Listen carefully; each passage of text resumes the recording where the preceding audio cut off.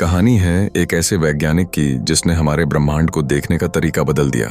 यह कहानी है मैक्स प्लैंक की, जिन्हें ऊर्जा और प्रकाश के रहस्यों को समझने के लिए एक छोटा सा कदम उठाया, और वह कदम पूरी विज्ञान की दुनिया को बदलने के लिए काफी था। यह वीडियो सरल भाषा में है, पर विज्ञान के हर महत्वपूर्ण कारण और तर्क को भी कवर करेगी। यहाँ हम भावनात्मक पहलुओं को भी जानेंगे, संघर्ष, संदेह, व्यक्तिगत दर्द और अंत में वैज्ञानिक विजय। आओ शुरुआत करते हैं। मैक्स प्लैंक का जन्म 23 अप्रैल 1858 को जर्मनी के कील शहर में हुआ था। उनका परिवार पढ़े लिखे और सांस्कृतिक था, और घर में संगीत और किताबों का महत्व था। छोटे मैक्स को संगीत और गणित दोनों से लगाव था, और बचपन ही से वह गहरे सवालों के बारे में सोचने लगा करते थे। युवावस्था में उन्होंने भौतिकी और गणित की पढ़ाई की, और बाद में वे औपचारिक रूप से शोध की दुनिया में आ गए। पर जितना महत्वपूर्ण उनकी पृष्ठभूमि है, उससे भी अधिक महत्वपूर्ण उनकी मानसिकता थी। शांति, लगन और सच्चाई की खोज। 19वीं सदी के अंत में वैज्ञानिकों के सामने एक रहस्य था। गर्म वस्तुएं प्रकाश कैसे और किस मात्रा में उत्सर्जित करती हैं। सोचो कि तुम लोहे की प्लेट को गर्म कर रहे हो, जैसे कि चूल्हे की सतह। धीरे धीरे प्लेट लाल, फिर पीला और फिर सफेद चमकने लगता है। रंग तापमान के साथ बदलता है। वैज्ञानिकों ने इस प्रेक्षण को नापना शुरू किया और पाया कि अलग अलग तरंगदैर्ध्यों या रंगों पर अलग मात्रा में ऊर्जा निकलती है। इसे समझाने के लिए एक सरल प्रायोगिक आइडिया था। मान लो एक बंद बॉक्स है, जिसकी दीवारें पूरी तरह से प्रकाश सोख लेती और फिर से छोड़ देती हैं। यही बॉक्स ब्लैक बॉडी कहा गया। एक आदर्श वस्तु जो पूरी रोशनी को सोख लेती और फिर अपनी आंतरिक ऊर्जा के अनुसार रोशनी निकालती है। वैज्ञानिकों ने ब्लैक बॉडी से निकले प्रकाश का नाप किया और एक नियम के अनुरूप डेटा हासिल किया। पर समस्या यह थी कि थ्योरी और प्रयोग मेल नहीं खा रहे थे। क्लासिकल भौतिकी के गणितीय नियमों के अनुसार उच्च तरंग दैर्ध्य यानी छोटे वेवलेंथ जैसे पराबैंगनी पर ऊर्जा अनंत हो जानी चाहिए थी। यह परिणाम अल्ट्रावायलेट कैटास्ट्रोफी के नाम से जाना गया, यानी सिद्धांत के अनुसार बहुत अधिक ऊर्जा होनी चाहिए, पर वास्तविकता में ऐसा नहीं होता। यह संघर्ष उस जमाने के भौतिकी के लिए एक बड़ा संकट था, क्योंकि सिद्धांत और प्रयोग के बीच तालमेल टूट गया था। मैक्स प्लैंक ने इस समस्या पर ध्यान दिया और प्रायोगिक डेटा को फिट करने का लक्ष्य रखा। उन्होंने सोचा कि काले बॉडी के अंदर ऊर्जा के छोटे छोटे हिस्से या कण कैसा व्यवहार करेंगे। प्लैंक ने एक नए तरीके का उपयोग किया। उन्होंने ऊर्जा को निरंतर मानने की बजाय निश्चित छोटे हिस्सों में बांटने का गणित किया।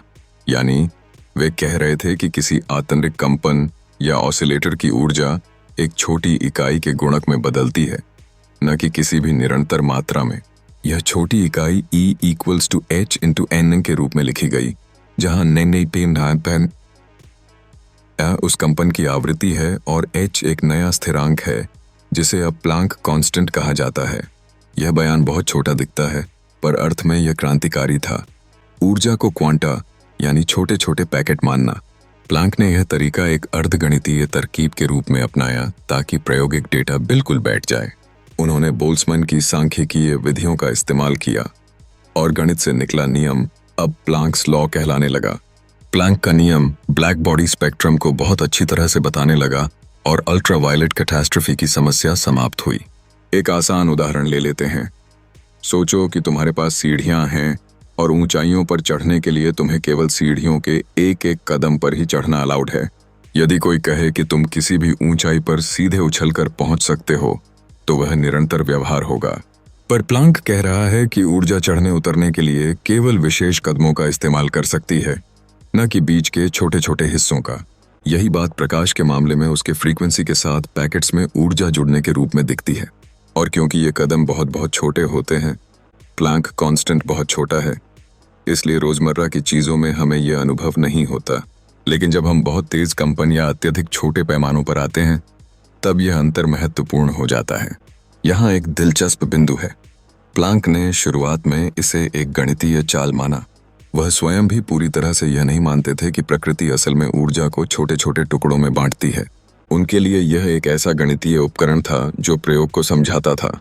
पर समय के साथ और अन्य वैज्ञानिकों के काम, जैसे आइंस्टाइन का फोटो इलेक्ट्रिक प्रभाव, ने यह दर्शाया कि क्वांटाइकरण केवल गणित नहीं, बल्कि प्रकृति की एक सचमुच की विशेषता है। प्लैंक कांस्टेंट एक वह संख्या है जो ऊर्जा के पैकेट का आकार तय करती है। इसे हम E=H/n में देखते हैं, यानी आवृत्ति जितनी अधिक, एक पैकेट में उतनी अधिक ऊर्जा होगी। प्लैंक कांस्टेंट बहुत छोटा है, इसलिए माइक्रोस्कोपिक दुनिया में ही इसका प्रभाव दिखता है। हमें रोजमर्रा के जीवन में इससे फर्क नहीं लगता, क्योंकि h इतनी छोटी संख्या है कि क्लासिकल नियम ठीक तरह से काम करते हैं। पर जैसे जैसे हम बहुत छोटे कणों और बहुत ऊंची आवृत्तियों की बात करते हैं, h हर गणना में शामिल हो जाता है और क्लासिकल नियम फेल होने लगते हैं। प्लैंक का नियम एक शुरुआत थी, पर पूरी क्वांटम थ्योरी अभी सामने नहीं आई थी। 1905 में आइंस्टाइन ने फोटोइलेक्ट्रिक प्रभाव को समझाने के लिए प्रकाश के क्वांटों की धारणा ली और बताया कि प्रकाश भी कणों की तरह व्यवहार कर सकता है। इसके बाद बोर ने परमाणु के मॉडल में ऊर्जा के स्तरों को क्वांटाइज करने का उपयोग किया। फिर हाइजेनबर्ग, श्रोडिंगर और डिराक जैसे वैज्ञानिकों ने क्वांटम मैकेनिक्स के आधुनिक समीकरण विकसित किए। इन सभी कदमों की नींव प्लैंक के उस मूल विचार पर टिकी थी कि ऊर्जा कटे फूटे पैकेट्स में बदल सकती है। प्लैंक खुद एक परंपरावादी वैज्ञानिक थे। वे नियमों की कड़ाई और तर्क की शुद्धता में विश्वास करते थे। जब क्वांटम सिद्धांत ने अनिश्चितता और संभावना की बातें शुरू की, तो प्लैंक के लिए यह स्वीकार करना आसान नहीं था। पर उन्होंने विज्ञान की शर्तों को समझा और धीरे धीरे नई व्याख्याओं को स्वीकार किया। यद्यपि वे अक्सर इस बदलाव की धीमी गति के पक्षधर थे। उनका प्रसिद्ध कथन है कि एक नया वैज्ञानिक सच्चाई तब तक नहीं अपनाता जब तक उसके विरोधी लोग मरकर नए लोगों द्वारा प्रतिस्थापित न हो जाएं। यह कथन विज्ञान के प्रतिरोध और नए विचारों के जन्म पर एक कठोर परंतु सच्ची टिप्पणी है। प्लैंक का जीवन सिर्फ वैज्ञानिक जीतों का ही नहीं था, इसमें व्यक्तिगत दर्द भी बहुत था। पहले विश्व युद्ध में और बाद में नाजी काल में उन्हें कई व्यक्तिगत नुकसान सहने पड़े। उन्हें अपने परिवार के सदस्यों का दुख सहना पड़ा और युद्ध और राजनीतिक अशांति ने उनके जीवन पर गहरा छाप छोड़ी। इन कठिनाइयों के बावजूद प्लैंक ने विज्ञान के लिए काम जारी रखा और आने वाली पीढ़ियों के वैज्ञानिकों को प्रेरित किया। प्लैंक को 1918 में भौतिकी का नोबेल पुरस्कार दिया गया, मुख्यतः ऊर्जा क्वांटा के विचार की खोज के लिए। उनका काम भौतिकी की दिशा बदलने वाला माना गया और उन्हें आधुनिक भौतिकी का एक प्रधान व्यक्ति माना जाता है।